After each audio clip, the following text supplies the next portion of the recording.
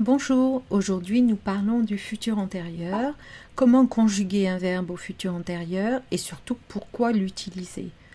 Alors, d'abord, revenons un petit peu en arrière avec nos phrases avec quand. Ce sera utile, une bonne petite révision pour voir quel temps on utilise.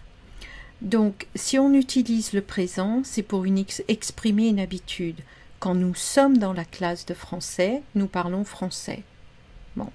Ensuite, on va utiliser le futur pour une action qui aura lieu dans le futur.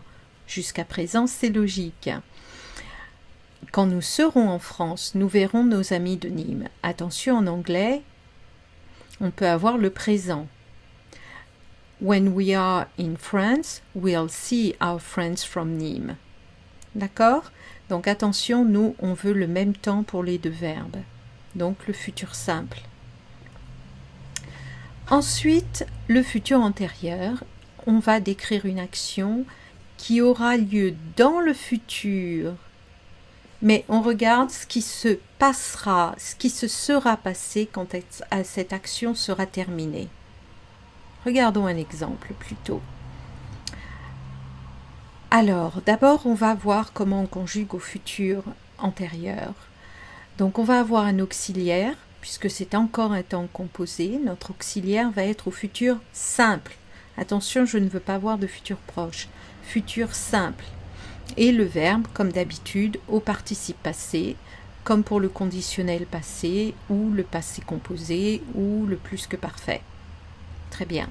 Et bien sûr, on suit les mêmes règles d'accord. Alors, une action qui aura lieu dans le futur, mais on considère que cette action est déjà terminée. So, what will happen once we have done that one thing in the future? Par exemple, quand les élèves auront réussi leur bac, ils seront contents. When they get their degree, they will be happy. Après que vous serez allé en France, vous nous montrerez des photos. Once you've gone to France, you'll show us some pictures.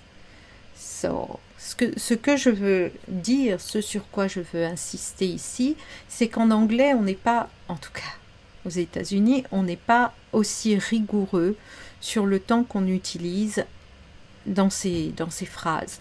Alors qu'en français, on a des règles de concordance des temps qui sont encore très strictes. Donc c'est pour ça qu'on doit avoir le futur antérieur après ces expressions quand, après que.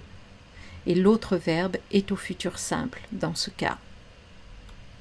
Dès que tu auras fini tes devoirs, nous irons au ciné.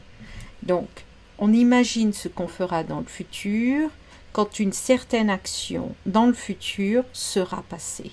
C'est pour ça qu'elle est au futur antérieur au futur simple. Aussitôt que tu auras fini tes devoirs, nous irons au ciné. Voilà, dès que, aussitôt que, c'est la même chose.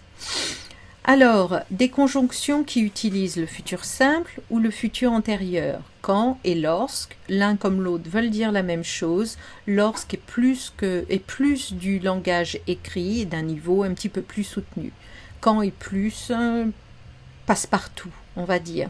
Pareil pour dès que, aussitôt que, ça veut dire la même chose. As soon as. Aussi longtemps que, as long as. Après que, when. Hein. Il y a des expressions qu'on va aussi utiliser au futur antérieur. Par exemple, aussitôt que, dès que, après que. Ces trois expressions dans notre liste peuvent utiliser le futur antérieur, mais pas les autres. Voilà, c'est tout pour aujourd'hui. Bonne journée.